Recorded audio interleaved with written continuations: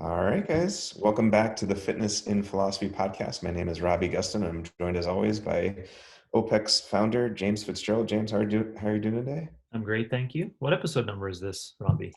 This is episode number 9. Number 9. Kind of crazy to think. So I think I pinged you maybe back in January. You had posted an Instagram post about a philosophy book, and we just kind of talked back and forth. And then I think we recorded our first episode sometime around everything was going down. Yeah. Yeah, kind of cool. But Yeah, it crazy is. to It say is. for episode 9. It's good to see we've been consistent and diligent and still trying to learn. So that's positive. Yeah. How's everything in Idaho? Idaho's great. The weather is went peaked up for a couple of days, nice and hot, and now it's back to some cooling. So it's beautiful here. Enjoying it. We have about a month left. Uh, Girls go back to school. It's early August now. They go back to school online in a couple of days, and Okay. then they're going to attempt to be in person in early September. I Oh, think based upon the initial things that are happening in other states, I don't think that's going to be the case. I think there's going to be other examples of schools trying to open up early and then seeing that it's just not going to be successful. So we're assuming we're going to go back in September and then just stay in our home again for another couple of months yeah. for schooling, unfortunately, but it is what it is. Yeah, I was talking with someone who's a coach here who's also a high school teacher and has kids, and just, I guess, the longest summer break ever, Yeah. essentially. Yeah. Yeah. There's a Both good nice and fine not so good balance ways. there. There's a nice balance there of, I think a lot of people remember the summer of 2020, remember that summer? As long as you were capable of experiencing it with a number of other people, right? That's the thing we forget is summer breaks are awesome for young people because they get to Yeah. share in folly, um, and diversion from the everyday, adult based doldrums. And so now we have an extended period, but they don't have as much social exposure, right? So there's a fine balance there. We've been trying to Yeah. work with our girls on that, keeping safety in mind and respecting everyone's values, but also there's a yearning there, that they want to be around their friends and whatnot. So I see that as just as challenging as the economic issue inside of COVID personally, of everyone having to shut down, not do work, and stay at home, and all the, of course, ramifications that come with that. I see the same challenge within kids being told to stay away from school and not be as social. That's really challenging. Yeah, no, it totally makes sense. On the one hand, you have some benefits that, some people refer to in terms of like being with family for a little bit longer. But of course, the flip side of that is, so that can be a positive, but it can also be the flip side that you're not with your friends and your peers. And, we need a balance of the two. So, Yeah, yeah, yep. Well, their desires are to be more social. yeah, it's understandable. There's our jump off point. Yeah. All right, guys. So today we're going to talk about desire and fitness. So I guess following the format that James and I have been going for the past few episodes, we're going to do a couple episodes on a particular set of topics that are kind of related. We envision that this one will be about desire, next one will be about intention. But as we were just discussing before the call, there's a tremendous amount in here. We're going to hop off or jump off on things we find interesting, and then we may come back to things later. So a quick preface here. The philosophical literature on the topic of desire is deep. And if you just want to get even dip a toe in, you can go to the Stanford Encyclopedia of Philosophy, which is a great resource in their entry on desire.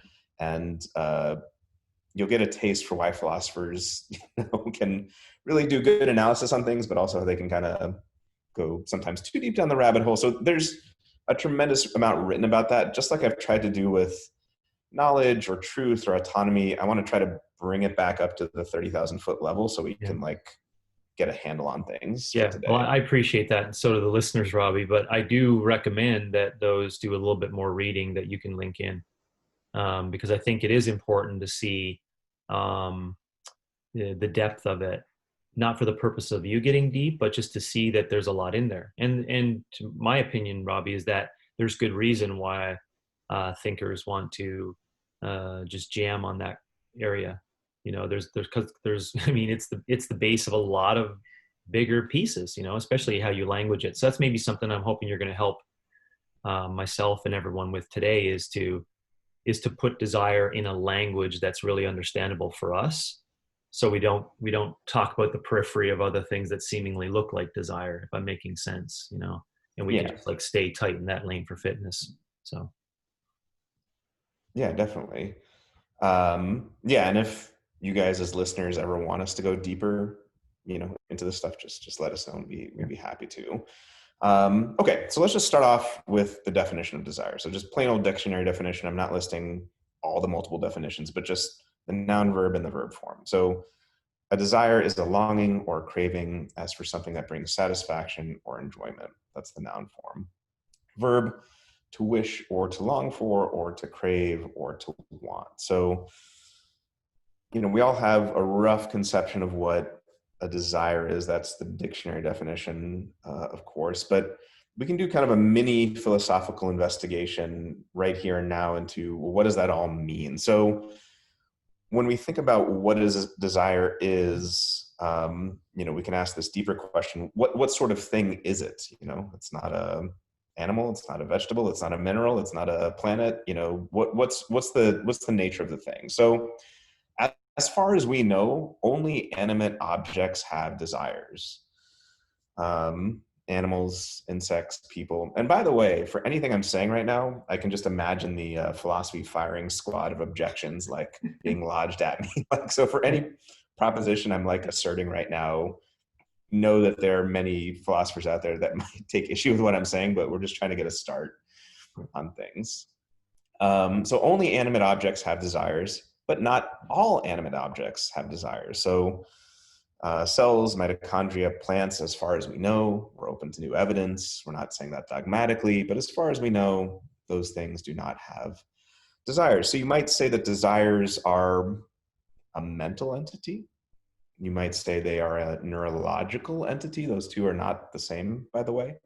And there's a lot of discussion about that in philosophy, but you might say something like, in order to have a desire, you need some sort of base level neurology of a certain sort that would give you a directedness toward things. You have a representation of something and you want to go out and get that thing. So that's the other feature of desires. It's something that has a directedness towards something else. Desire is about something or for something else, Can I ask and you a has an question? object. Yeah, Yeah, I just thought about the differences in age and biological development. Is it possible then that there could be this level of desire awareness or capability as one ages, knowing that developmental systems require this space support for these emotional or cognitive strategies for older people? sure. Yeah, I Yeah. mean, like a desire at age 5, is it a desire? At age 24, is it a desire? You know, and what that looks like differently. Yeah, it's a good question. I think at the very least, we could all grant that um, we have access to different types of desires the further we age, right? So, I mean, the obvious one is, coming out, we want to go to the bathroom, we want to eat, we want to sleep. Typically, until puberty, you're not having any sort of sexual desires. But even higher desires, like for community or knowledge or things like that, those develop as you get older. So I Yeah. think at the very least we could say something like that. Yeah. I'm just trying to lay the groundwork to recognize it's just not because when we say, like, to your point, some animate objects do have desires, we probably need to understand that there's context in terms of that animate object we're talking about, right? And what kind of desires, etc. Right. Yeah. Yeah. I mean, so there's going to be the overlapping group that applies to insects and animals, and then a whole sort of non-overlapping group that applies to animals but not insects, and people but not animals and insects, and Yeah. things of Yeah. that nature. Yeah.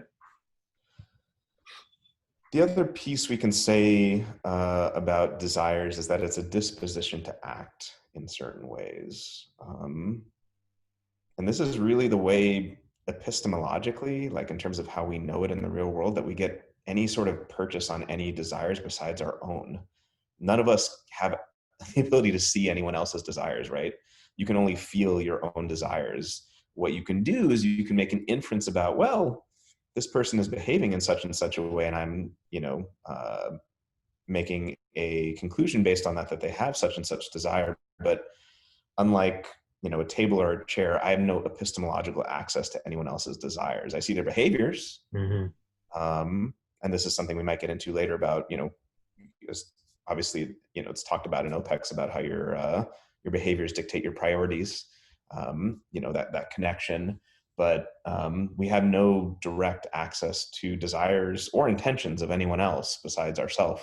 So the only way we are able to figure that out is by looking at the dispositions of people to act in certain ways, and the actual action of them acting in certain ways, if that makes sense. Yeah. And then we need to have, of course, people who can actually read that disposition effectively and carefully, like who judges what that, you know what I'm saying? Like some people, as we know in coaching, it's not a wrong thing, but they completely misjudge the actions and behaviors of individuals, right? It's like, oh, by you doing this, I can guarantee that this is how you're prioritizing things, or these are your desires. It's like, actually, no, you read that completely incorrectly. So there has to be that, inside of that also, as to who's the judger and who determines what that disposition is.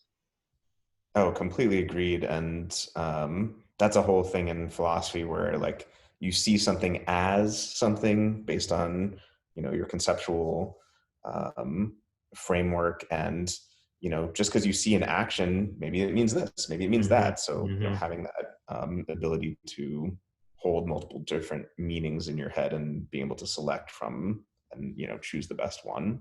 Yeah, and that's why we say, like in CCP, we lend a little bit of an opportunity for a coach to learn more about it by just saying that, assume that you do have an implicit bias, assume that right from the get-go, and then secondly, know that you're colored based upon your experiences, and then third, don't assume anything, and then fourth, just go to the source.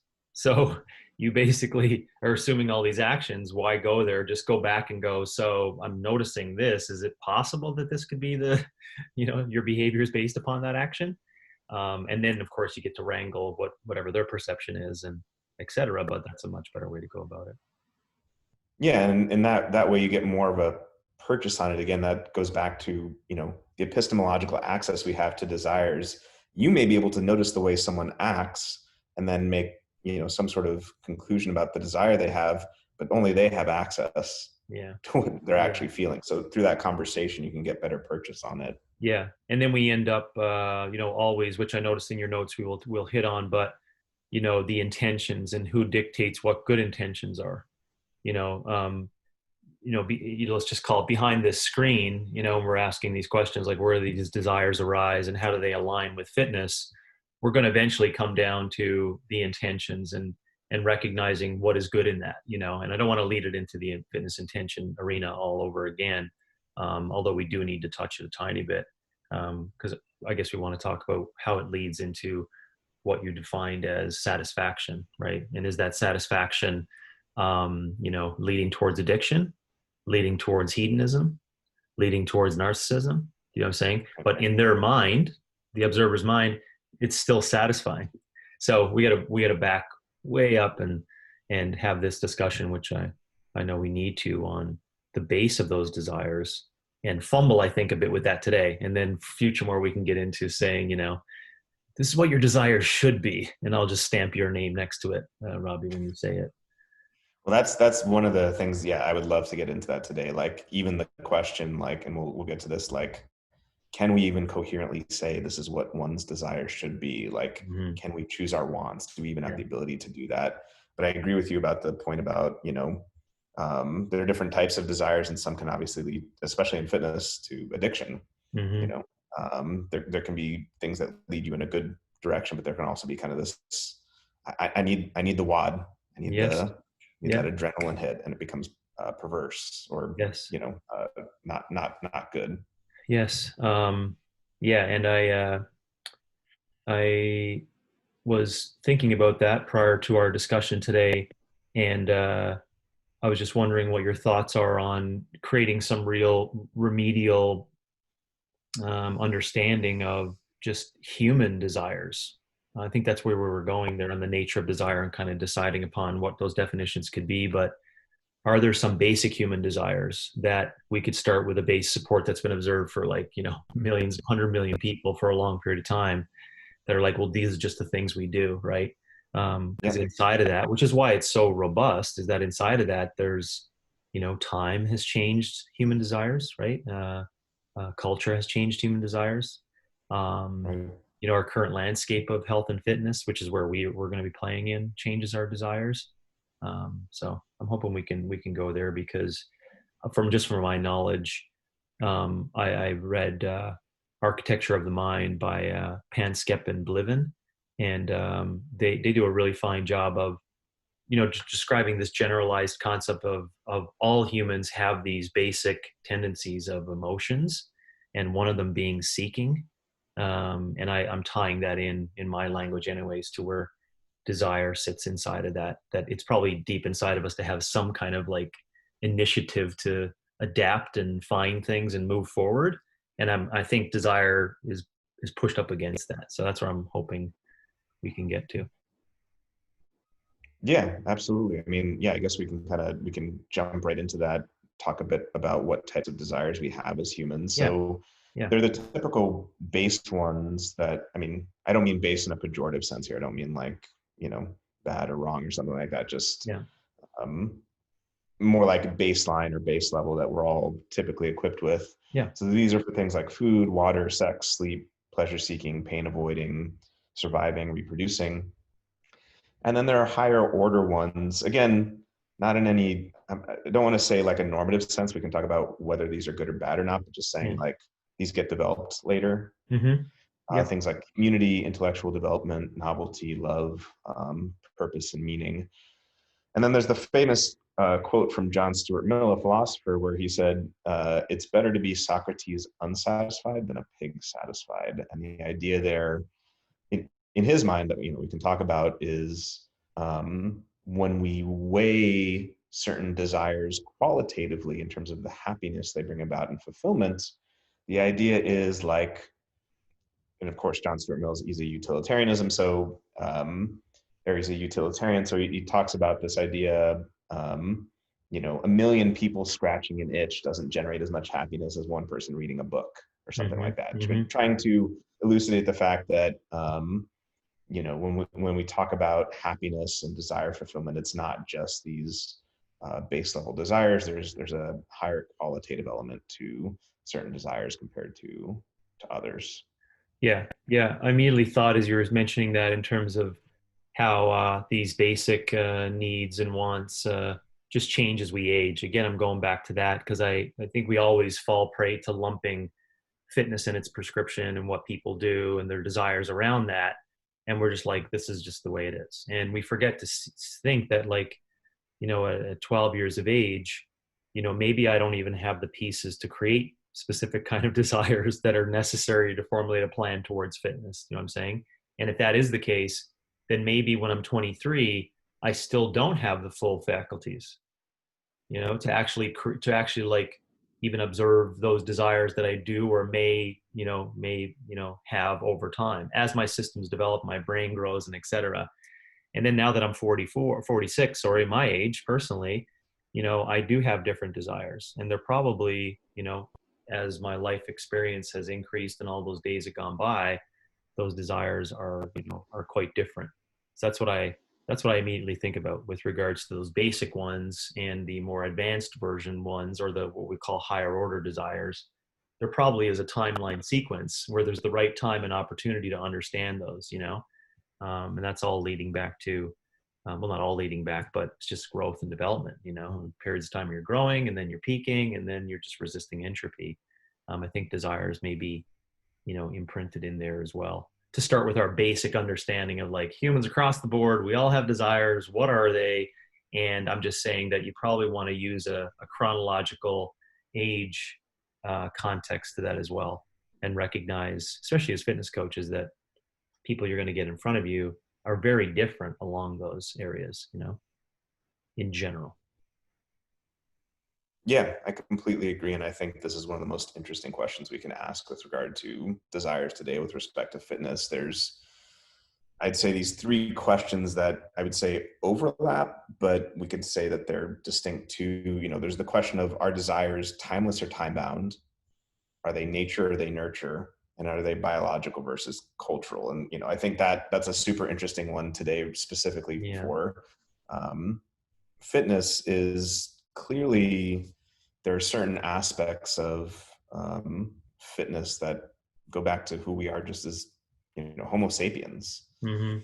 But then there are, other aspects today that are cultural, the WOD, muscle ups. Yes. You know what I mean? That Yeah. um, are different things. So it's a very interesting question. Where do these desires come from? And then, which is a descriptive question. And then there's the deeper philosophical question, like, what are the implications of that? What Mm-hmm. do we do with that as coaches and Yeah. clients? Like, what do we make of those facts? Yeah. Yeah. Yeah. That's fascinating.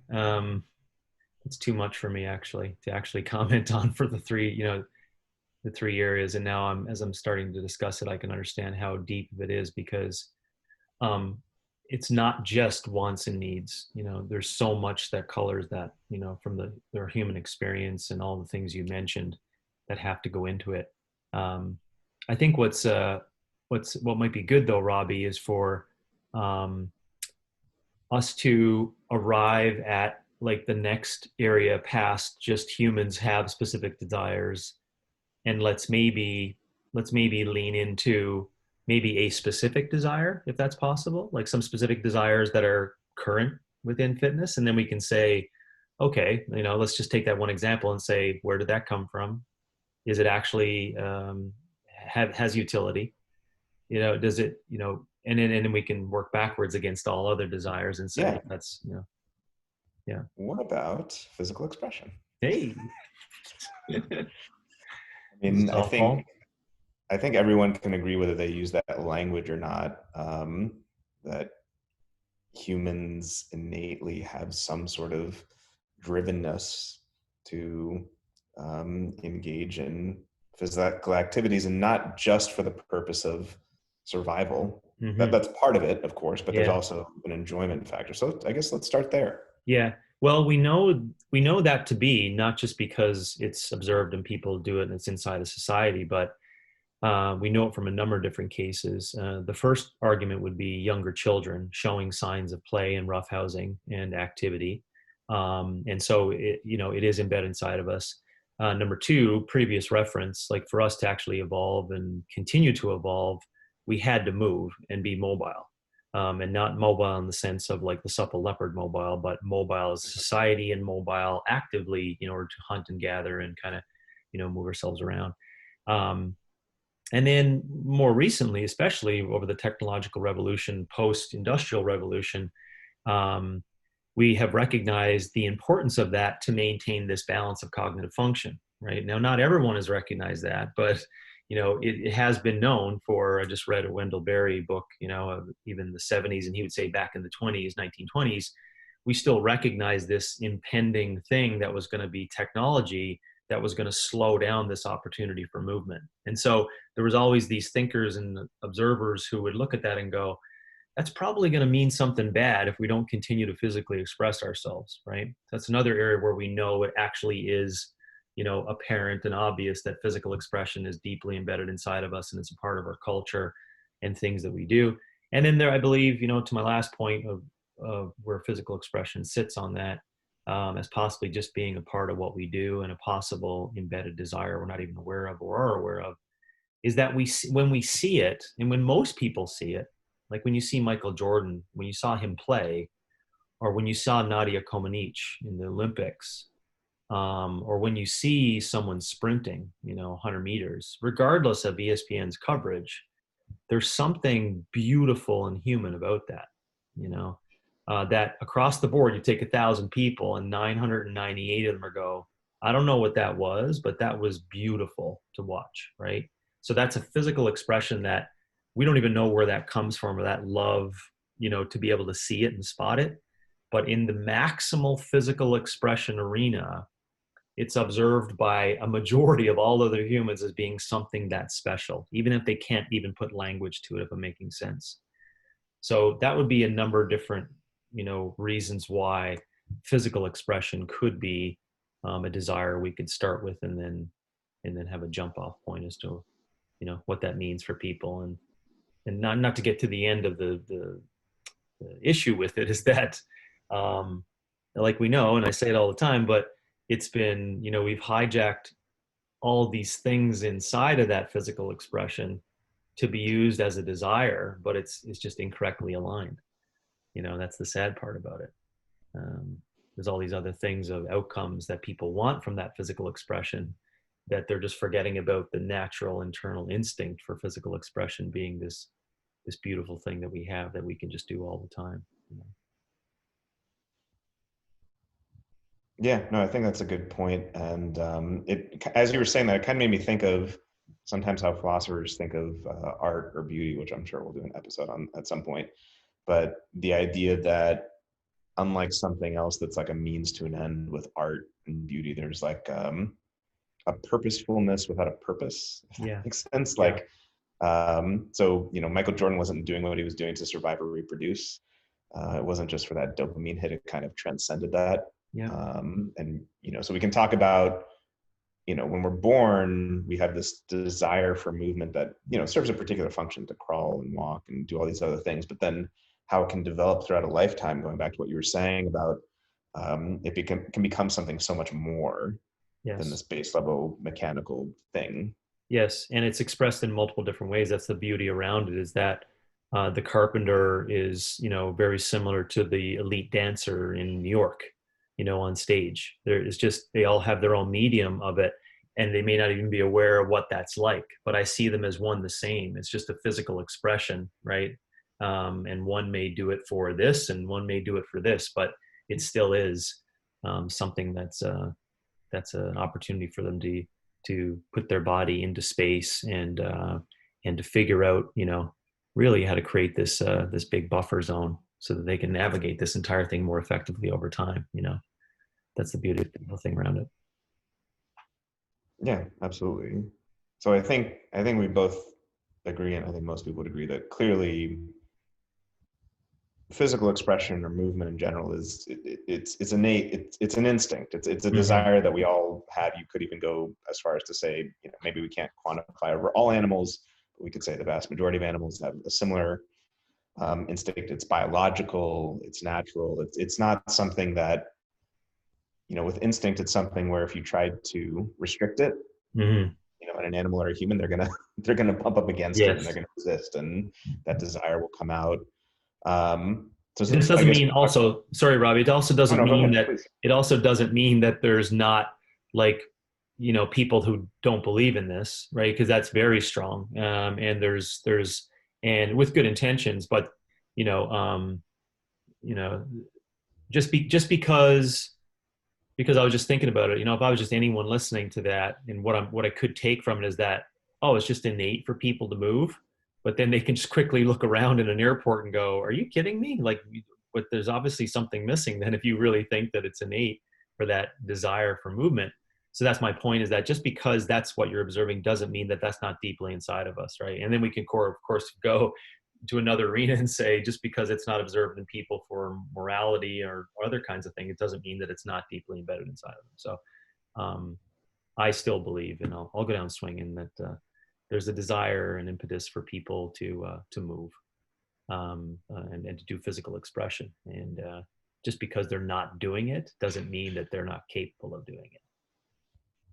Yeah, agreed. And this is where things can get, hijacked. Of course, we've got, a natural ability to run the way we should, and then it gets all messed up, or to breathe correctly, and that gets all messed up. So I guess that gets into, we've talked about a little bit of the biological side. Yeah. Let's talk about how the cultural side, maybe there's some good aspects to the cultural side with like basketball or other things. Yeah. But culture can sometimes mess up biology.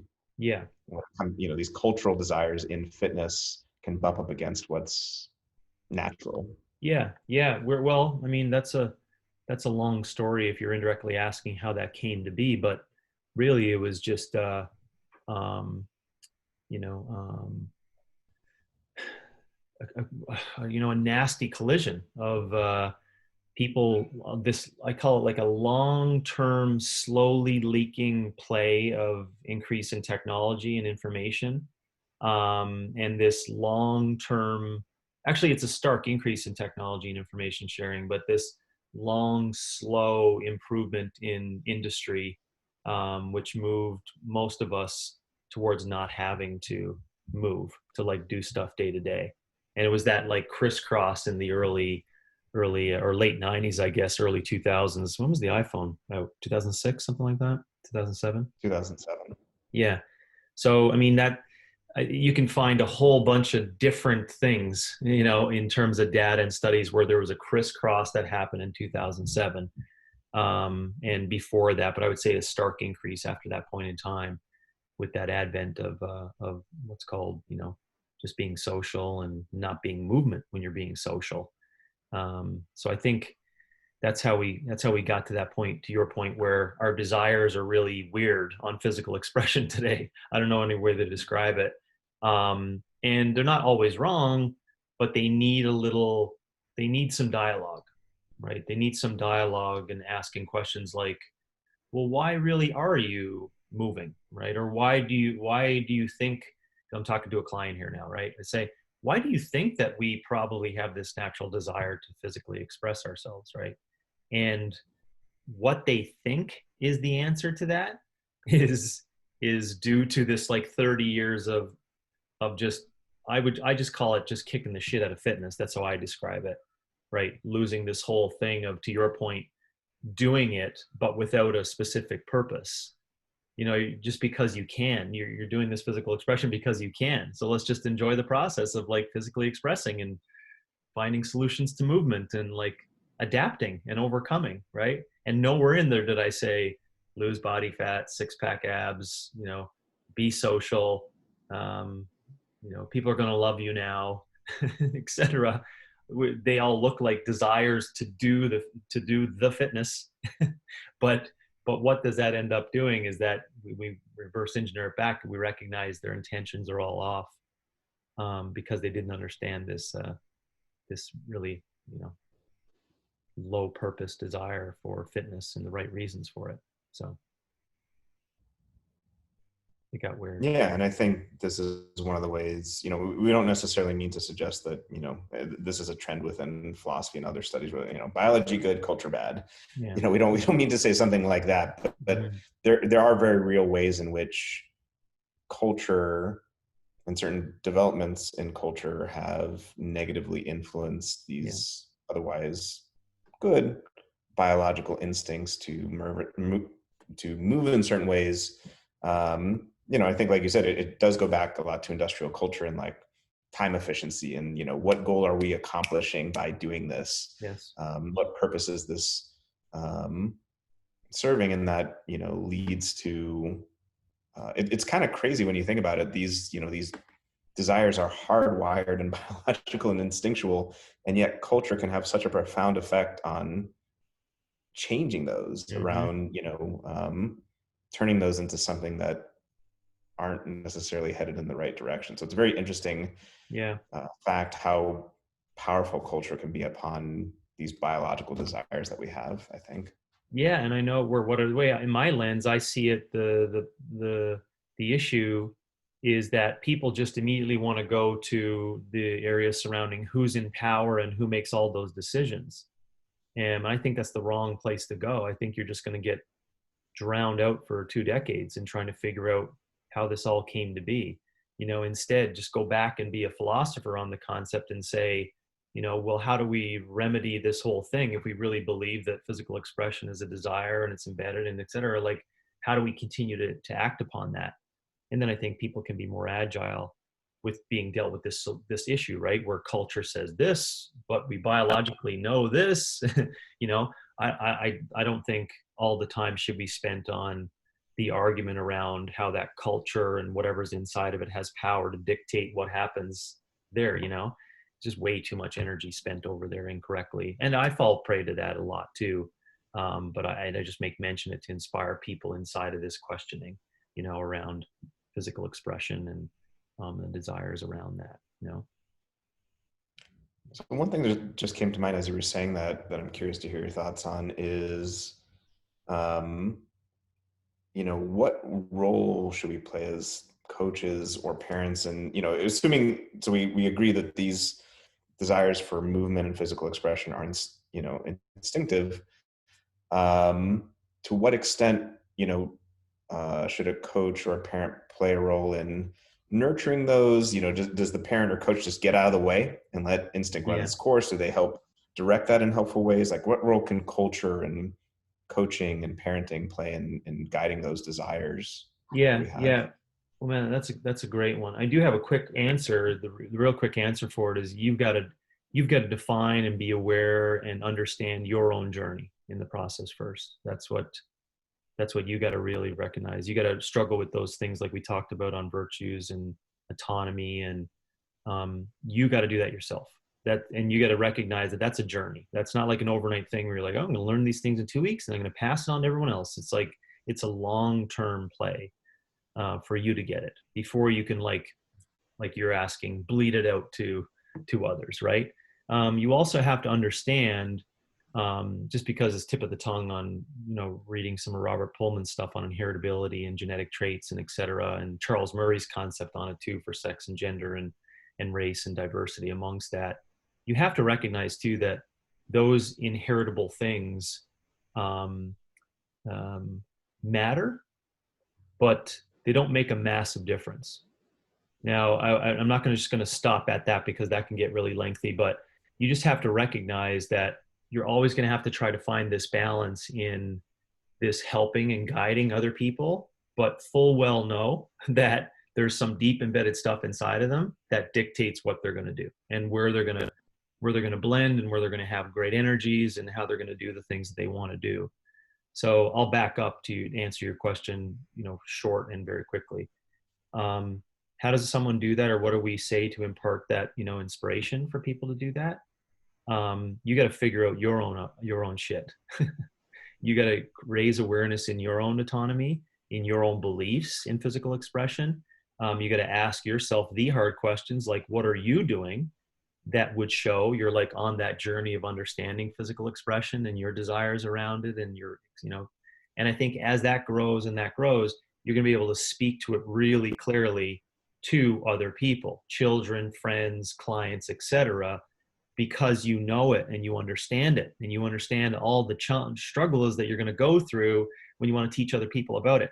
But reason why I mentioned the heritability stuff, know this, that each of those people are unique, even your children, right?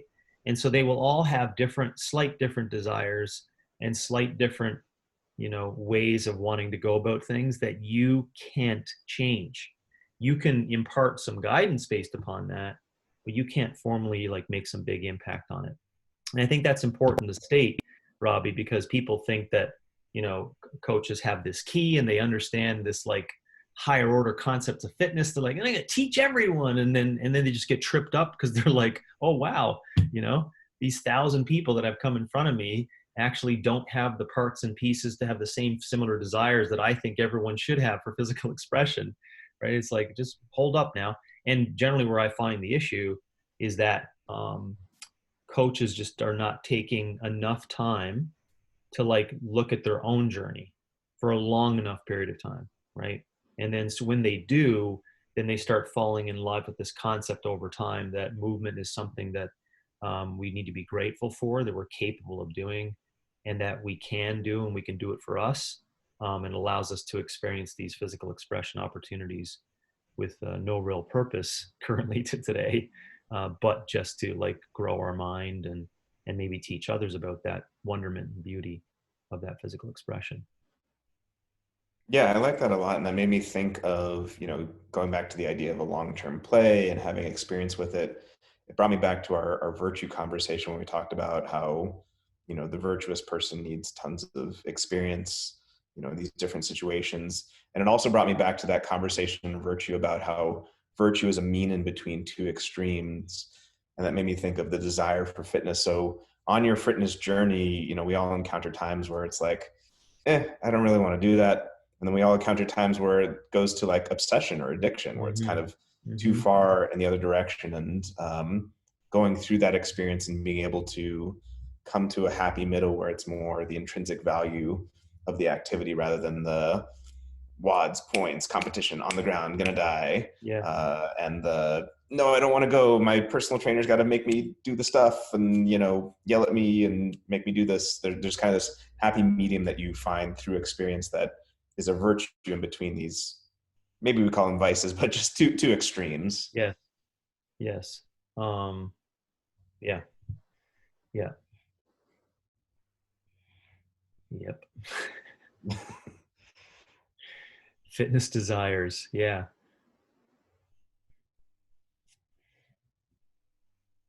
So yeah, just something I thought of, but Yeah. And I'm in so I full guess agreement with observing it that same way. Yeah. So I guess something we can discuss that goes back to a question you initially raised Hmm. is about the extent to which so there's one question, which is, can our desires change throughout our life? I think we can all agree the answer is very much yes. Mm-hmm. But then we can explore what are the ways in which they change and how does that affect fitness.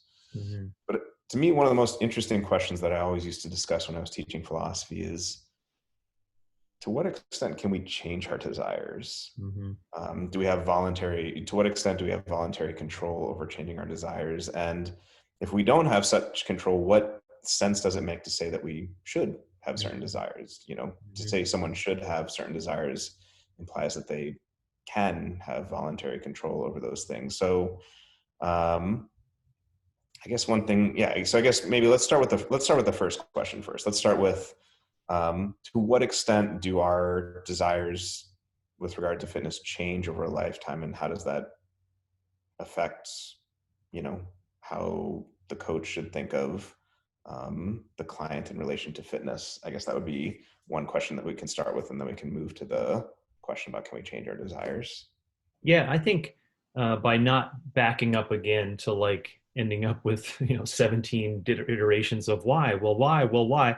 I think the coach needs to recognize the current year, the current date and time, what's happening, what's relevant inside a culture. That's I think where the coach needs to go to be able to answer that question, because if you're not aware of that, you have a really hard time understanding what that person's desires are before you even get to like what you call like a golden book in terms of like what those desires should be for fitness. I don't think you can even enter in there if everyone, both the coach and the client, are not really open to this understanding that your desires in fitness may or may not be what they're supposed to be.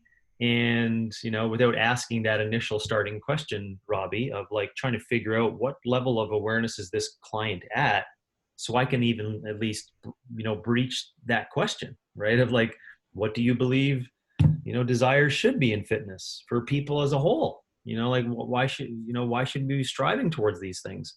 So I think that that's where I would ask the coach to start, is to really think about current time, current culture, and everything that we're all inside of.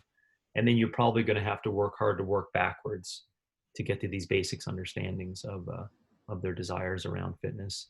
And in that story, it's a great one, right? Because you'll come up with and realize, like I have, it continuously surprises me, right? Which just shows that it's always going to evolve. That people's desires in fitness in 2001 are really, really different than 2020 of the same like avatar group of people. You know what I'm saying? So um, just because I observed that and I hear it through coaches all the time, that's what I would say that you need to recognize, is that the fact remains that that's why I always like using time, right?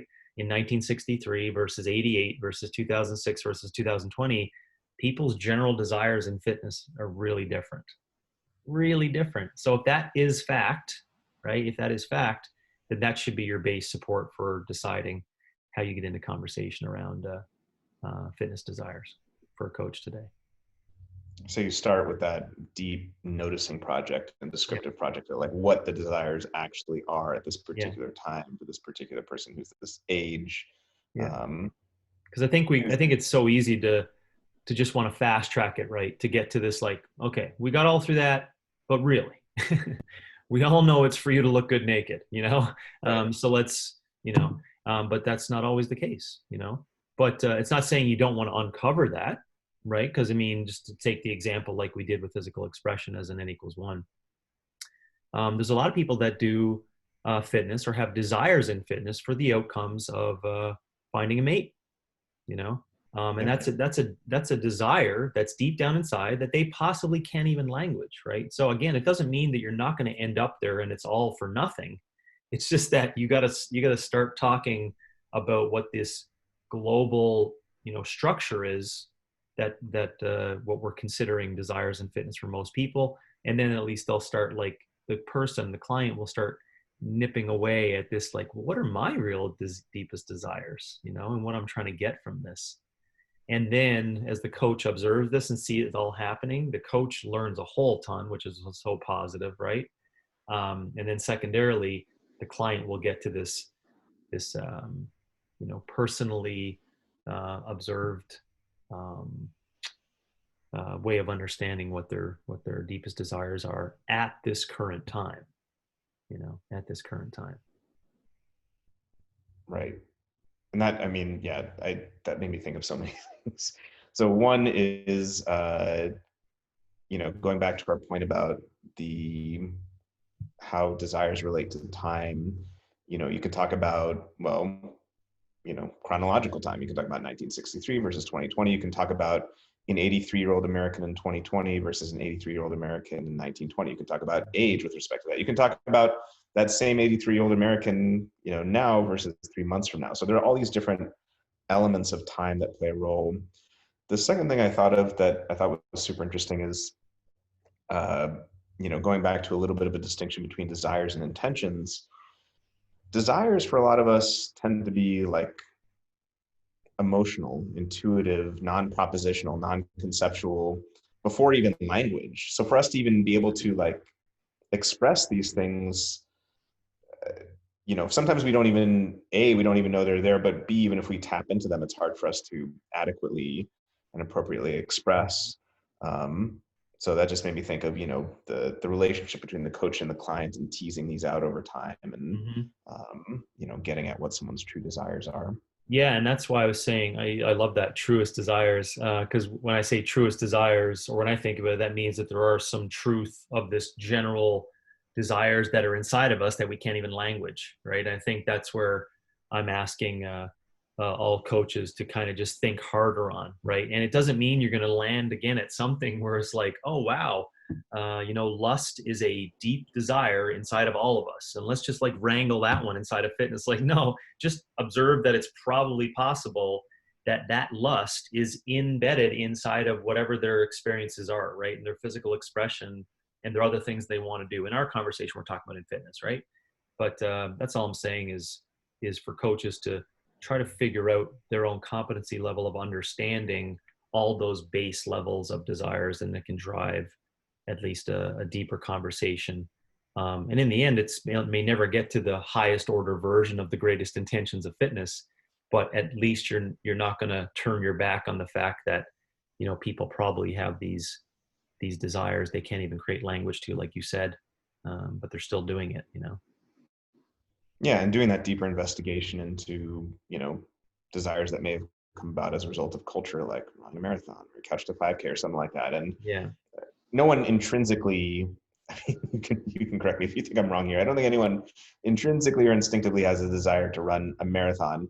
What they do have is they have a desire to, that is what's deemed fit Yeah. in Yeah. like culture, and or to deadlift a certain amount or to do the WOD. So trying to, I guess, as a coach or someone observing this stuff, link what someone is saying, what they're putting language to, with what the, is it a feeling of belonging? Is it a feeling of meaning? What sort of thing are we getting at here? What's the true desire there? Yeah. Yeah. As you were saying that, I was trying to think of, I was trying to visualize a group of humans in front of me that were just willing to participate in some kind of physical expression, um, athlete camp, group class, individual design, micro gym.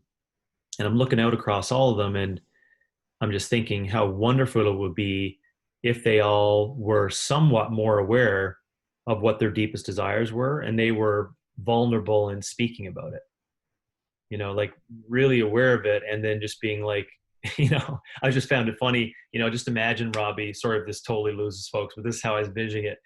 On your shirt, you'd have to wear a t-shirt that said what your deepest desires were, that no one else, no one else in the class would be able to read it except the coach. So the coach gets to see all the, what I'm saying?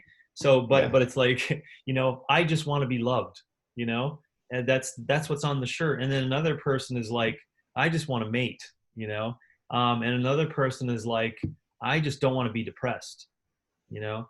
And then so, and all these deepest desires are like front evident, um, and that the way I visualize that way is what you were saying is like, that would be so wonderful if we develop relationships over time where we were just okay with the recognition that our desires are not really well aligned argumentatively around fitness. You know what I'm saying? Like fitness still becomes this placeholder for these experiences of figuring out how I can become more belonged, or how I can be more secure, or how I can build resilience, and and things like that.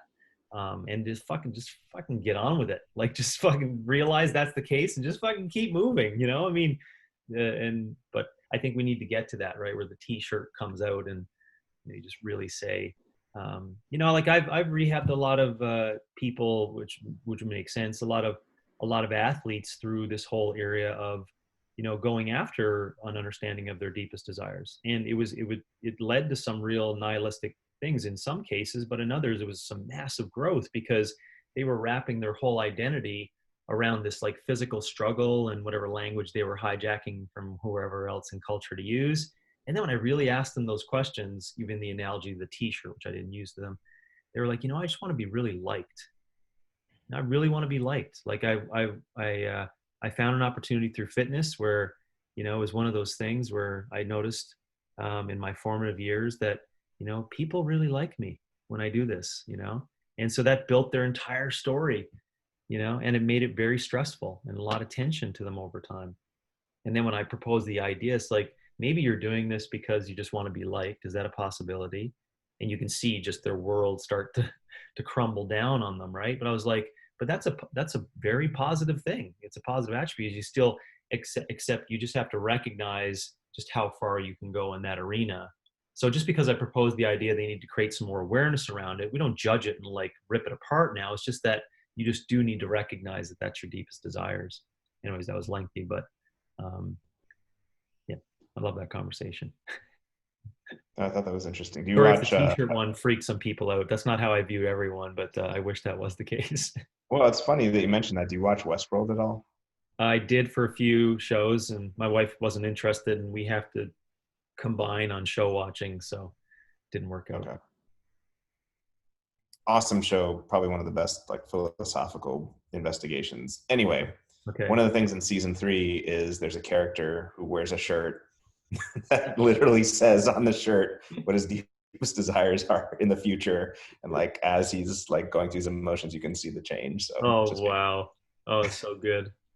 So just good. made me think of that. But yeah, I think there's something to that, in the sense that obviously there's a connection between our emotional selves and our rational selves, but a lot of times there's a disconnect, Mm-hmm. and we don't know how to put language or words to what it is we're feeling. We are all born with these kind of deep-seated desires and needs and emotions, but sometimes it takes a coach to dig down and, well, why are you really doing this? Well, to be Mm-hmm. liked, or to Yes. do other things. So Yeah. sometimes it does take that work. And I think too, when I have initial meetings with people, sometimes before they've even signed up, it's like, well, they say X, Y, and Z about why they want to do fitness or nutrition, but how surface level is that compared to like those deep, real reasons that you only really come to once you've worked with or spoken with them at greater length. Yes. So Yes. I'm glad you reiterated again. I just find the importance for coaches to listen up and hear what Robbie said on take into consideration a general assumption as to what you think their desires could be, based upon their age and culture and how they present. I mean, that's really important, right? You get a 17-year-old in front of you today that really, just wants to experience fitness. That's the surface level conversation, but you got to recognize that, they, the 34-year-old, shouldn't be, generally acting the same way for the same desires. So you got to it's fair to make those general assumptions, right? Maybe 34 is not a correct example, but if you got someone at 51 who still wants to be liked, that doesn't make it wrong, but you've got to be like, just a second now, like based upon the general concept of living, shouldn't you be past that? You know what I'm saying? I'm just bringing it up because it's crazy. On Instagram, we still see so many people who you can see their deepest desires are still want to be liked, at an older age where, 40 years ago, everyone else with their peers would be like, just get over it, dude. Like, get on with living your life. Yeah, sorry. So right. I'm agreeing with that as a good reminder to coaches to really, really think about who's presenting, in front of you. And it's fair and game to make all these general assumptions as to what those basic desires could be. And I think that's a safe spot for your brain to go in order to kind of organize things for people, right? And this is where, of course, we haven't done the whole laundry list, Robbie, here today of like what all those possible desires could be, right? For 16-year-old in 2020 and a 44, but I think just by you thinking about that, now that you know about it, it'll certainly help you as a coach. Yeah. Oh yeah, absolutely. So I guess the second question we can talk about, since we've talked about that first one a bit, is to what extent can desires change over time, and to what extent are they in our voluntary control? So, and what are the implications for this? So I think pretty much anyone who thinks about it has to admit that our desires are not in our voluntary control. It's not like sitting down in a chair. I can't, I could sit down in a chair right now and then stand back up, and that's in my voluntary control. I can't suddenly say, oh, you know what? I really like opera. That's just not going to happen, right? So we have to admit that. But someone might object, and they might say, well, that's true. Desires aren't in my voluntary control, but what I can do is I can habituate myself to certain desires. I can go through certain actions, whether it's engaging in fitness activities or going to the opera or trying broccoli repeatedly, to hopefully come to have an appreciation of those things and desire them. Now, part of that's true, but the other part of it is that process doesn't always work. You could do that process repeatedly and still hate broccoli just as much, or opera, or fitness. Furthermore, you have no control over like at what time would those desires change if they were to change. Mm-hmm. So the whole point of discussing all that is just to say that we have the desires we have, and they absolutely do change over time. We go from wanting to play with toys and dolls to not, and then we, eventually in puberty develop sexual attraction and things like that. But I always thought it was an interesting philosophical question. And I think it's interesting in fitness. If our desires aren't in our voluntary control, what implications are there for fitness, for coaching fitness? We don't have the ability to change these via our voluntary control. And it's not always the case that we can change them via habit.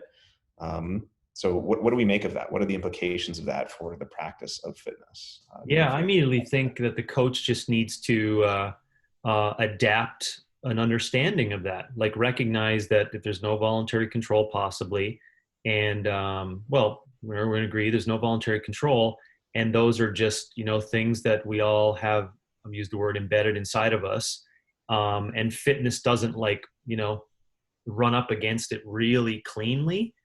You just got to adapt. You just got to create the setting and create the atmosphere and honor the person and honor the individual, just recognizing that you'll have some struggles. That's the way I would look at it. It's, I wouldn't see it as being I think maybe for you and I, it's kind of cool to like dig deep on how that would be like just a horrible, horrible ending. If that was the case, what we bump up against. But I think a coach just has to be adaptable. Just be like, yeah, you know what? Like, I'll just give you an example. I just write down a list of some of those things that that Panskep and Bliven were talking about, are those basic desires of like nurture and play and lust. And then at lust, I stopped. I was like, where does that fall into this landscape? The fitness landscape. And as a coach, you just got to go like, it doesn't. Like, I mean, you're not going to set your class up so that everyone can, be seen as a possible partner. So we can, have fitness to observe these opportunities for us to be like, do I really think that person is, attractive? And that's not where it is. What we're just saying is like, you just got to recognize that is the case, and you got to find where fitness fits into those basic desires. And that's where I was thinking as you were saying it, Robbie. Again, it's important that we recognize we're agreeing that there's these basic desires, and then past those basic desires, there really is just like a huge opportunity to try to individualize based upon what those human desires are. And just recognize that fitness doesn't always fall perfectly in line with like being able to express all those natural human desires beyond just, having enough food and shelter and security and etc. So to recap on that, just be adaptable, right? Just recognize that it's not going to be perfect alignment. And as you were telling the story too, just to use the words that I use on it, back to your point on just continually eating broccoli and, et cetera. I'm glad you use broccoli again. Appreciate that. Is that the words that I use is that's what I love about fitness too, though, by the way, Robbie, is that, it's a physical expression and a manifestation of physical expression that if it's not aligned, it will be clearly obvious over time, because it's a material system that when that is not aligned effectively, it actually wears down and it becomes really high drag. You know what I'm saying? And there's all kinds of then confusion and tension and all these things arise. And then we go to back up, Robbie, and what you get is that someone's desires are completely malaligned inside of fitness. You know what I'm saying? And that's why I love fitness. Right? I know that sounds so stupid, but that's why I love it, because it hits you with the truth, right? It's like, to your point, you want to continue to eat broccoli even though it's it's not a desire of yours. Well, maybe you won't really reach this end result that's too problematic. But inside of fitness, you're going to come up against some high amount of tension when those desires are malaligned for it. Yeah, absolutely. And I think one of the things that may be important for coaches or just people in general to recognize is that it's certainly the case, and we'll talk about this more when we get to the intention episode and when we talk more about morality and things like that. We all have certain desires, but it doesn't mean we have to act on those desires. We can have intentions that, go above those desires or go in a different direction. Yes. But, just recognizing that saying someone should or should not have a certain desire, Mm-hmm. Yeah. To what extent can we say someone should have something if they have no voluntary control over that thing? Now, we can say someone should have an intention. Mm-hmm. That's more conceptual, propositional, rational, things like that. But desires are these more primal things that are not. They certainly change, but they're not directly in our control. So just recognizing, maybe as a coach or as an individual, that these things are there, and you can say, well, it should be such and such way, but again, like you were saying, like you're going to bump up against the truth again and again. If you're trying to say someone should have this desire, but their desire is to be liked, like mm-hmm. you're gonna run into issues. So just, mm-hmm. I guess, keeping that fact in mind. Yeah. And so, and to recap, basically what we're saying is that just spend a lot of time on the front end, at least having this conversation, right? And just don't presume that it's all going to work out because everyone has these desires and it should be embedded inside of fitness. That's just not going to work out. Like fitness can be a medium, like we say, for multiple different desires, right? We use different language, but maybe if I'm cross talking and it's not appropriate, Robbie, let me know. But we talk about fitness being a medium for people to, live a larger life towards what is prioritized for them, like what they believe to be a priority, right? And of course, there's a lot of struggling with helping someone essentially truly decide upon what's important to them, right? That's a whole other area. But I see desires inside of that, right? A desire to get here, or a desire to do this. Well, then where does fitness fit in? Back to your previous question on what does a coach do in that situation? You just got to see fitness as a medium, right? To allow that, expression towards what their priorities are. So we talk about the business executive, right? Just sits in a chair and he's there 10 hours a day and all these challenging things that he has to go through, but he's really just sitting down in a chair. We got to ask ourselves as a coach, like what is fitness going to do to help him do that, right? And so you say, well, there may be some desires that he has embedded inside of that search to become the best executive possible, of like great mental acuity, right, and good posture, and being resilient, and being physically capable of doing like 7 meetings in a row, right? And then you got to tie back how fitness helps that person express that, right, most effectively. And we have to believe that fitness then still acts as a medium of that person's, through that person's ultimate desires, which is like to whatever it is, to grow the business, or to grow their mind, or to help other people, etc. And so just see where it sits on that, and you'll find a spot for it. Yeah, that makes sense. One thing I just thought of as you were saying that, and I'm just curious your thoughts. One way you could conceive of, fitness in relation to someone's desires is that fitness is a means to express someone's desires in certain ways. Mm-hmm. But is there maybe a bidirectionality too, where fitness can, so we're agreed, just like we said, I don't want to pretend like I'm going back on what I just said.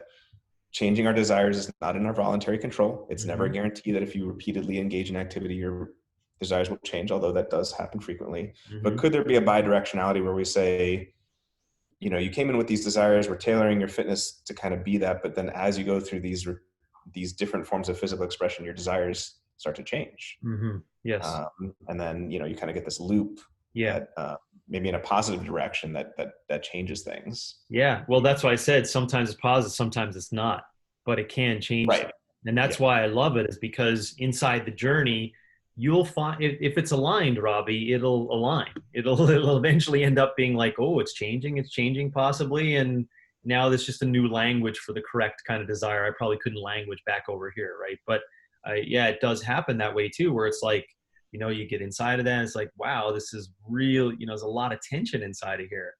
And I love that, right? As I said, that sounds weird, but I love that. But what an unbelievable gratitude everyone should have then by realizing, wow, like that's incorrect alignment. And my desires to do that are just not leading to something that's worthwhile, and I think that's a positive thing. So I do agree, it can go in multiple directions for it. And we should be open to that.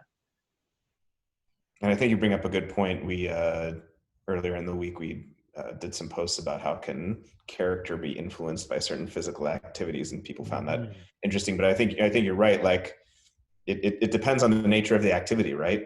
Yes. So like we want to say, oh, well, engaging in fitness will potentially lead to these better desires, but depends on what type of activity you're asking the person to engage in. It can breed competitiveness, or stubbornness, or other things like that. So I think that's a great point. Yeah. Or to use your word, it can get perverse over time, right? To the point where it's leading to an area, which maybe is probably another topic for another time too, right? Of the addiction versus hedonism versus satisfaction versus happy versus content versus has utility, right? There's probably a scalar area there that we could say, how do you determine which direction you go in? If you're searching for these, you really believe those are your desires, and you're going down this route, where do you really determine, like what is actually beneficial in the end, if I'm making sense? Because I think you can go down that desirable route for a really long place, to your point, and not even recognize you're ending up in a spot that has, a really rough place, but you're stubborn and you just keep doing it because you have that attribute, right? And you'll go down and burn just because you're so stubborn. Yeah, it initially, I see what you're saying. Like it initially seems like it might lead to kind of potentially a virtuous path, or to an alignment with your desires, and like it seems good initially, and then it's like, oh shit, what did Yeah. I get myself into? And Yeah, really yeah, deep down. And I mean, how do you get there? Well, culture accepts it. The fitness zeitgeist currently accepts it, right? Like, I mean, it's well accepted. So it's not that hard to recognize that people can go down that path, like lots of people, you know? So I think that may be one for another time, is just is tying in that desire and the direction it leads, and getting too far down the path and recognizing what is addiction versus what is being content, you know? yeah, yeah. I think that's a good point. Um, One thing that may help us flesh that out, that I thought might be worth discussing. There's a famous philosopher named Harry Frankfurt. He wrote a book called On Bullshit, which people may have heard of. That was kind of more of a popular work, but he wrote a lot of other interesting stuff in philosophy. And one of the most interesting pieces that he wrote was about how what makes us what he calls persons is our ability to have a hierarchy of desires. So, unlike animals, we don't just have what he calls first order desires, which are just brute wants. You know, I want food, I want sex, I want sleep, what have you. What makes us persons, and he uses this in the sense of deserving of moral worth and things like that, is the fact that we want to do things. Mhm. So I don't just have the desire to eat the cake. I have the desire to not want to eat the cake to stay healthy. Mhm. And I think first of all, I think this is just an interesting idea in general, but I think in particularly in fitness, it's kind of an interesting one about, um, we talk about desires as if they are all on the same level, maybe competing with one another, but this is an interesting way of thinking about how you can have these first order desires and second order desires that sit above them. And Frankfurt's contention is that our ability to act on those second order desires is what makes us free. Mhm. We aren't just like animals where you have a desire and you have to fulfill that. We have the ability to think about our wants and then go into a different direction. And whether it's fitness or nutrition or what have you, this is a massive part of what we do, at least initially, where people don't want to eat broccoli, they don't want to run or what have you, Mhm. but they have this deeper, I want to do these things to improve myself. So I just thought that was kind of an interesting framework to maybe think about desires in a deeper way in relation to fitness. I don't know if you have any thoughts there on that. No, but similar ones to what I said earlier of like, because there's a lot in there for me to just digest in that. I'm really looking forward to reading more about that. Um, of it could just be, asking those basic questions of, again, the alignment of the desires around what currently is important to you. And then, because it may, yeah, I'm just thinking it may still end up being that through dialogue and through their actions as the client, and their behaviors, um, you'll be able to find through constant dialogue and constant observation around their actions and behaviors, you should be able to come up with what looks to be true in terms of what those desires are. So I don't want to say that it'll always come back to that, but that's what I think about inside of fitness coaching when I just put the fitness coach lens on, is that those desires may be there and they may be able to, play with that a little bit. But in the end, I still just would say, Robbie, that I'm not sure if you see it different in your practice, but the more we just have dialogue with people where we're basically just asking, and it's not short like this, but it's basically like, well, what are you doing? Or I'm doing this during this period of time. Well, basically, what do you think that means in terms of what's priority for you? And then I think that may lead into determining what their desires are. And then then you can reverse it back and go, well, that doesn't align with what you said they were. So now we're back to this, like, moving things around, to your point, changing them because they have the ability to, like, want to do something a little bit more in a different direction. So I don't know if it's something more than that, but that's how I view that ordering. Yeah, that makes sense. Mm. Um, Going back to your point about addiction, he has an interesting way of conceptualizing addiction that basically says when you can't act on your second order desire, you are no longer you're basically in the throes of addiction. Think of a drug addict who wants to not want to have drugs. Yeah. So I think of that kind of in the case of potentially fitness, although I think we would both grant it's not anywhere near the same type of addiction as heroin or cocaine or something like that, but where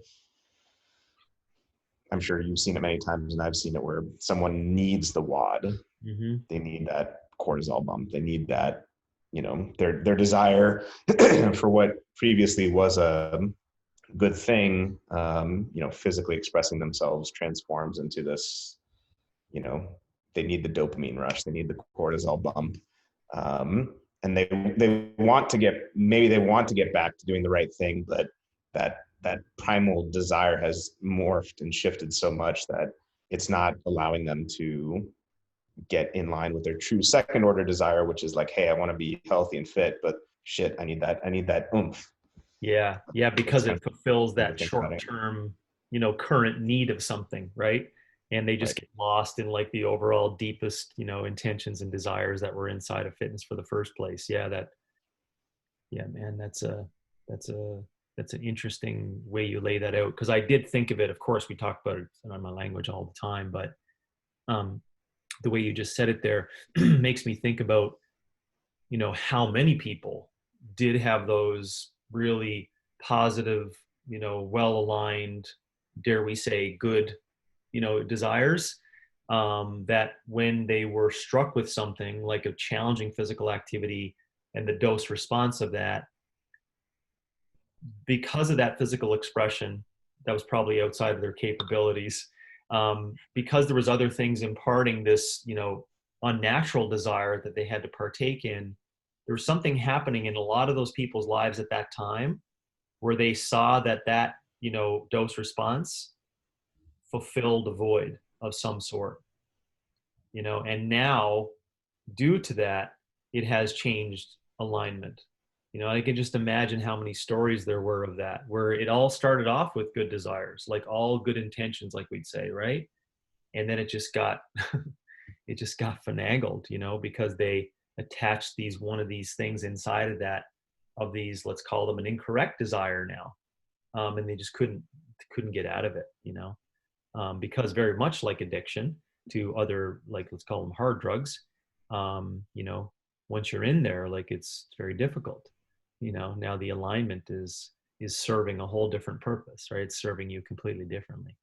And I know it sounds trite to talk about it in terms of just cortisol for fitness, but it's real. It's really real, and because it's quite powerful. So, yeah. Yeah. And one thing, I mean, this might be an entire different discussion for a different time, but I was just thinking about that as you were saying that, it would be an interesting question and discussion around, the neurology and the neurotransmitters involved in certain activities. Like I just thinking off the cuff right now, like doing MAP 10 work or like, just long sustainable stuff. It's enjoyable. It's fulfilling, but it's not pushing that dopamine button. Yeah.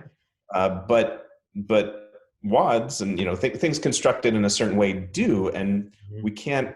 we can't pretend that desire is not just like a pure mental entity. It's a biological entity. There are these things that lend themselves more to pushing that dopamine button, and you become desensitized and you need more of that hit. So I think it's an interesting question in fitness. What sorts of activities are more likely to lead to that versus not, fulfillment and long-term sustainability and enjoyment versus like, need the addiction. So just kind of a thought I had there as we were Yeah, saying yeah, and that. that's where I think we'll enter into a subject over time in terms of that, for those hedonistic things that people will get into, or these other, incorrect aligned, um, dare we say, values that are now inside of fitness, and how that all came to be. I think that's generally fixed from the front end. Again, back to what we started with today on coaches starting with this whole concept of dialogue around what these possible desires could be inside of fitness, and really like playing with that right from the get-go so that you don't get into that situation, so that people can't get to that spot where they get locked in and kind of lost, and it ends up getting becoming futile, right, for their own physical being. But it's very possible, that tens of thousands of people have entered into that and are now locked into that, let's call it abusive, version of fitness, thinking that it's serving them, right? When probably deep down they do have what we believe to be these human desires that are all well intentioned, and then these secondary desires that are probably good for why they got into it, but then they got to this level that of this lack of understanding of what those desires are. You know, I'll have a drink tonight for all those souls that that lost their way, and I guess shouldn't be giggling like that, but there's hope because at least we're creating conversation on how those desires got malaligned. You know, um, yeah. It's possible to recover. Yes. People Oh, have recovered. okay. We need anonymous groups like we have for other things. Yeah, You know, yeah, no doubt. anonymous or what have you. Well, maybe that's what a majority of our listeners will turn into, people who just get an opportunity to create some cognition, as being a dopamine hit, because I think the point you made is valid of, again, we got to go again deeper back to our previous episodes on intentions and what fitness is and et cetera, because if you go there, you'll start to recognize that you do have to have a conversation and dialogue and understanding and definition of the reason why we're doing all of that stuff, right? And if you don't go back to that, you'll never get a true good understanding for yourself or how to teach others on what are the possible reasons why we should be doing physical expression. And if you don't go there, you'll get way down the road on areas of addiction and dopamine hits and all these things, seemingly thinking you're going to be able to come up with some solution to it, but you won't, because you didn't go back to say, what are we really doing any of it for, and come to the understanding, right? Around what we talked about of this long-term play for different beacons that we discussed on mental acuity and function and relations and things like that. Agreed. Yeah. So I think that was, what do you think? I think that was a pretty good start, at least on desire. Yeah, I appreciate the starting point on it. You did answer those questions for me on that, what I would want it for everyone, but myself greedily on clarity in the definition of it. So it's more than just needs and wants, and it is different than just observed behaviors in people. And it's different than, just some of the language that we use in terms of that. Because I think it can get into an area where people lack that understanding of its definition. And so I appreciate that. I got that. And then I appreciate the opportunity to discuss that, like what I wrote down this learned or constructed desires versus these imprinted desires. And we had different language to change that, right? But for me, that's a lot of great mind play. I spend hours thinking about that, the stuff that just that just comes up, or the stuff that through all of our experience arise. I just love the mind play on that, because it just allows a good growth for me. So I appreciate that. That was good. Thank you. Yeah, I know, and I I very much appreciate bringing these philosophical concepts that I've always loved discussing, but down to the or in connection with the fitness level, and how we keep coming back to this. It's a perpetual theme, but just you need, both the coach and the client need more experience. Yes. That will help gain clarity on your true desires within fitness. It will influence your desires, and yeah, it's always interesting coming back to that point. I think it's a very important point. Yeah. Super. Thank you. Thank you.